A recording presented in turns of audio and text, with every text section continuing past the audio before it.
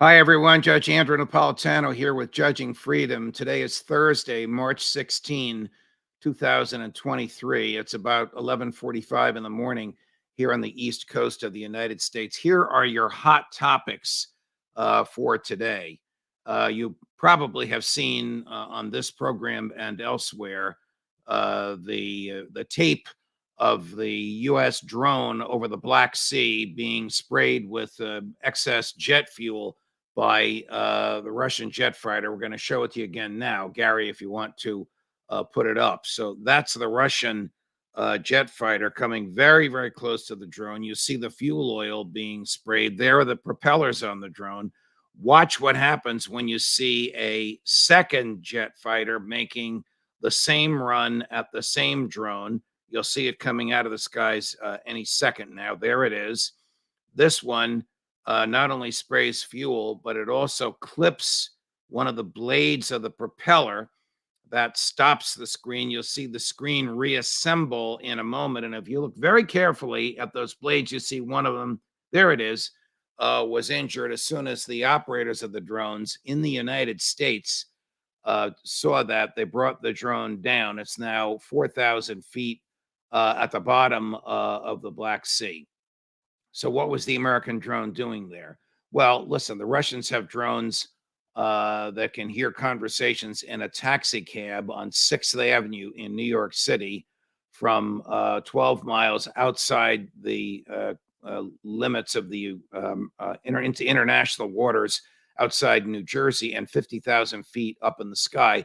We have the same thing. The Chinese have the same thing. The weather balloon was a weather balloon made to look like a weather balloon. Remember, we were all looking at the weather balloon a few weekends ago. That was a giant Chinese spy balloon, and it was shot down only because it drifted into United States airspace. Was the American drone in Russian airspace is a matter for dispute. I don't know that anyone is going to be able to calculate exactly where it was. There was an agreement going back to the Reagan years that the Black Sea is restricted Russian area, the entire Black Sea. American generals have long bemoaned that agreement. Would the United States comply with the agreement? Apparently not.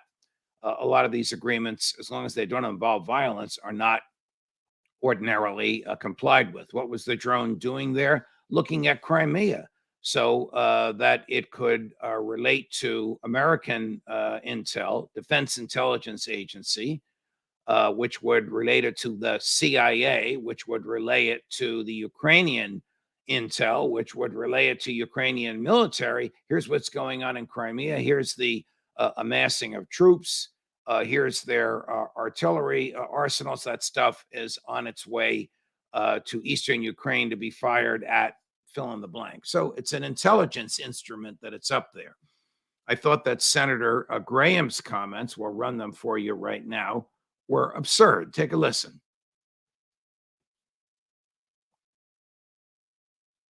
Well, we should hold them accountable and say that if you ever get near another U.S. set flying in international waters, your airplane would be shot down. What would Ronald Reagan do right now? He would start shooting Russian planes down if they were threatening our assets. He's crazy. He just likes to start war. Well, let me give him the benefit of the doubt.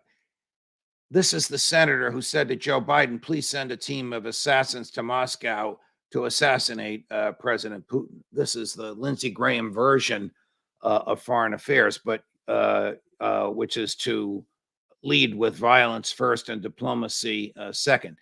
You don't shoot down a plane with human beings in it because they are molesting a piece of mechanical equipment that you have in the sky. How would the Americans feel if the Russians had drones over Mexico? Let's say Putin enters into an agreement with the president of Mexico to fly drones over Mexico so that you can see the eyelashes on Governor Abbott's face in the State House in Texas. I think we can understand how upset the Russians were, because we know how upset we would be.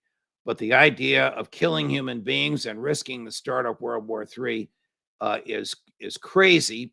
But we ran Senator Graham because he probably shares the views of a lot of people, and the president needs to know that there are people that feel that way. Right now, the drone is 4,000 feet. That is deep.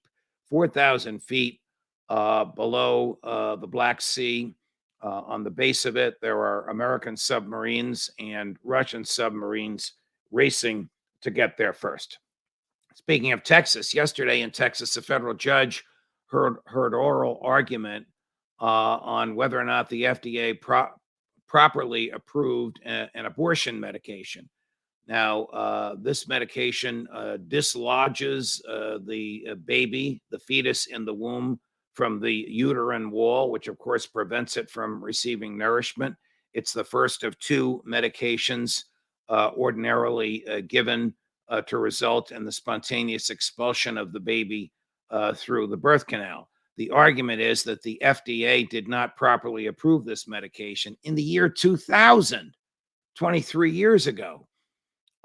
It's almost unheard of that the court would examine the process used by the FDA to approve a drug 23 years after it approved it. But that's the argument in federal court today. Now, when the Supreme Court came down with the Dobbs decision, the author of that opinion, Justice Samuel Alito, and one of the signers on it, who also wrote a concurring opinion, Justice Brett Kavanaugh, both said this opinion removes from federal jurisdiction anything about abortion. That's pretty sweeping. That means that the feds can't legislate through the Congress on abortion, and that federal judges can't hear any cases involving abortion. Well, this is a challenge to the FDA procedures, and the only proper way to challenge a federal agency is before a federal court. You can't challenge a federal agency before a state court.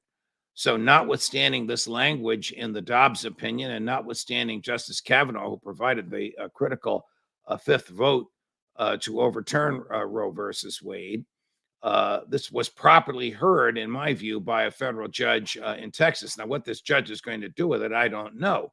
Women have been using this pill. If you're right to life as I am, you condemn the whole abortion process. But I'm trying to be neutral on this and just look at it from a legal perspective. Women have been using this pill, and doctors have been prescribing it for 23 years. It's almost absurd that the FDA should have to reconstruct what it did 23 years ago when it approved it, or that the FDA should have to approve it again. My own views are we shouldn't have an FDA. The federal government should have nothing to do with medication, nothing to do with medicines, nothing to do with health. This is an area reserved by the 10th Amendment to the states. This is big government run amok. That if you want to sell an aspirin in the United States, you need the approval of federal regulators. But that's where we are. That's where we were yesterday. We'll see how this federal judge in Texas rules. Texas has a very odd system. You file a complaint in federal court in New Jersey. You file it with the clerk of the federal court in Trenton. The federal court sits in Trenton, the state capital, in Camden, a city south of Trenton, and in Newark, a city in the northern part of the state, right near New York City. And the clerk has what's called a wheel, literally a wheel with judges' names on it. And whoever's name is up at the top of the wheel gets assigned the case. That procedure is followed in every federal court in the union, except in Texas. In Texas, you file the complaint before a particular judge. You can pick the judge. The plaintiffs picked a judge who is a pro-life guy, and who probably has a preconceived attitude about the FDA, as I do, that it was wrong when it approved this product. He didn't seem to reveal that in the oral argument yesterday. We'll find out when his ruling comes down. This is a Trump appointee, a person very active in the right to life movement before he became a judge. Should he recuse himself from this case, or can he rule properly? Because both sides are entitled to fairness here. The government, as overbearing and wrong as it almost always is entitled to fairness. And the people challenging this are entitled to fairness. People challenging it chose this particular federal judge. He heard the oral argument yesterday for 4 hours. The Supreme Court, you get 1 hour. So they went through this with great detail. Also yesterday, the U.S. or the prosecutors for the district attorney in Manhattan interviewed Stormy Daniels. Who's Stormy Daniels? Stormy Daniels is the former porn star who alleges a sexual relationship with former President Donald Trump before he was president. She also alleges that he paid her through a circuitous route $130,000, not to mention this sexual liaison in the days and weeks preceding the 2016 presidential election. That's the one where then Mr. Donald Trump defeated Hillary Clinton. Question is, who paid for this and what was it? It appears as though it was corporate funds from the Trump organization, which would make the payment for campaign purposes illegal. It also appears that this was booked as legal expenses when it really was either hush money or the settlement of a dispute, however you want to call it. So the booking was improper. In New York, for a corporation to hide its expenses is a misdemeanor, a crime punishable by less than a year in jail. However, if the expense itself was illegal, then the hiding of the true purpose of the expense is a felony. So it's not an easy case for the DA in Manhattan to prove. This is apparently going to be the first indictment of Donald Trump. It could come as early as next week. The DA in Manhattan would have to prove that this was really a campaign expense. It appears as though it was, because it was intended to keep her from disrupting the campaign by going on national television and saying, I had a sexual relationship with this guy while I was a porn star. That would make it a felony. And then the hiding of it in the books of the Trump organization would make it a felony as well. That's probably what Donald Trump will be indicted for. And finally, in your hot topics this morning, the BATF, the Bureau of Alcohol and Tobacco and Firearms, is at it again. Gun Owners of America has revealed, and the Epoch Times has reported, that the BATF is using its ability to subpoena records from Bank of America and Visa, MasterCard, and American Express, and all the big credit card companies to see who has purchased guns. It is also subpoenaing the bank records using the Patriot Act to do so. I'll explain how that works in a minute. Of gun dealers to see to whom they're selling guns. The Patriot Act, of course, allows one FBI agent to authorize another FBI agent to seize records held by a third-party custodian. So in this case, they would be seizing records of the bank of the gun dealer. They would be seizing credit card companies of the credit card company of the records of the gun purchaser. Why does the BATF want this? In order to buy a gun in most states, you have to be licensed or authorized or permitted by the state. And of course, the gun dealer keeps records of his gun sales. The feds desperately want a federal gun registry. A federal gun registry is prohibited by the Supreme Court of the United States, which ruled that gun regulations are a state matter and not a federal matter. Why do they want a federal gun registry? For two reasons. They want to be able to intimidate gun owners. They want to be able to say, let's see, you're on Social Security. You get $1,500 or $1,750 or $2,000 a month, and you just went out and bought a handgun for $2,000. We think you spent too much money on that handgun. Where is that money coming from? Damn it, it's none of the government's business where that money is coming from. It's none of the government's business how you spend your money. It's none of the government's business what your income is, as long as you report it properly to the IRS authority. It's none of the BATF's business about tracking guns and buying guns and how much you're spending.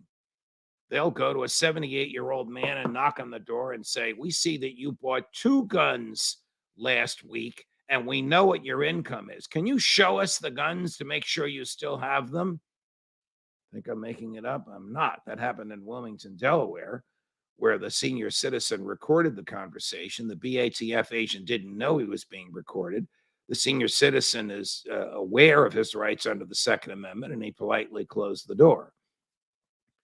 If the BATF knocks at your front door asking to see your guns, ask them for their search warrant. They won't have one. Close the door and call the local police and say, there's a guy at my front door with a gun, and he's demanding to see my guns. And you'll see an armada of local police coming to arrest the BATF agent. What does the BATF really want? What does the federal government really want? It wants a federal gun registry. It wants to know who owns what guns. It is dying to have that registry. Right now, there are 51 separate registries for the 50 states and for the District of Columbia. Some of those states, like New Jersey and California, would gladly give that information, if it weren't against the law to do so, to the feds. Other states, like South Carolina, Texas, Florida, Montana, where the right to keep and bear arms is respected by state law, would never give that information to the feds. Well, why in God's name do the feds want a federal registry of guns?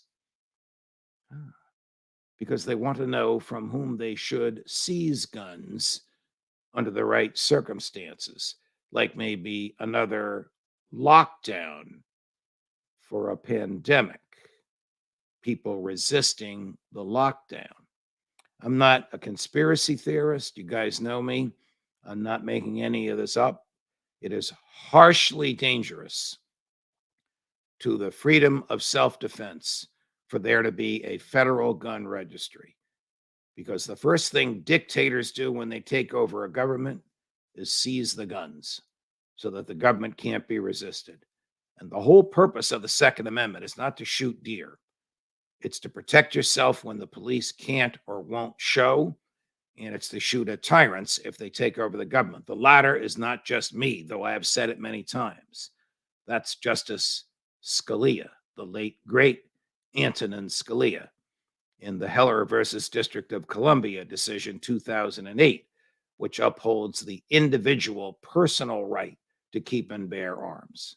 McDonald versus Illinois, Justice Alito, 3 years later, again upholds the individual right to keep and bear arms and requires the states to recognize it. DC versus Heller required the feds to recognize it. And finally, in this trilogy is Bruin versus New York State Rifle Association, Justice Clarence Thomas, just 9 months ago, June of 2022, which says not only do you have the individual personal right to own a gun, you have the individual personal right as a law-abiding adult to carry a gun. And how do we characterize this right? As a first-class right, in the same category as the First Amendment. The government has no more right to a registry of gun owners than it does to a registry of book owners, because your right to keep and bear arms and defend yourself is in the same category as your right to think as you wish and say what you think and speak what you say. Oh, if we only had a government that recognized those rights. Judge Napolitano for Judging Freedom.